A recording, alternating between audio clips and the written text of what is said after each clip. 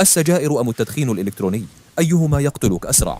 السجائر. كل نفخة تدخل رئتيك أكثر من 7000 مادة كيميائية، منها 70 مادة مسرطنة مثل البنزين، الفورمالديهايد والزرنيخ. القار يسد الرئة، وأول أكسيد الكربون يقلل كمية الأكسجين في دمك، ومواد النيتروزامين الخاصة بالتبغ تدمر DNA. النتيجة: السجائر تتسبب سنويا في أكثر من 8 ملايين حالة وفاة حول العالم بسبب سرطان الرئة، أمراض القلب، الانسداد الرئوي المزمن، والسكتات الدماغية، وفق تقارير منظمة الصحة العالمية.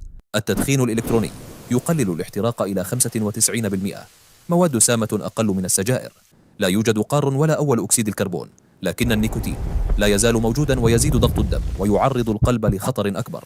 البخار قد يحتوي على معادن ثقيلة مثل النيكل والرصاص وجزيئات دقيقة تصل للرئة وتسبب تلفا طويل الأمد.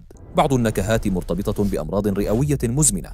إذا كنت مدخنا حاليا وتريد الإقلاع، التحويل الكامل للتدخين الإلكتروني أقل ضررا من الاستمرار بالسجائر. استخدام الاثنين معا لا فائدة إطلاقا. إذن لم تكن مدخنا، لا تبدأ إطلاقا. كل تدخين إضافي يعني مخاطر غير ضرورية. الخيار الأكثر أمانا كلاهما تجنبه تماما.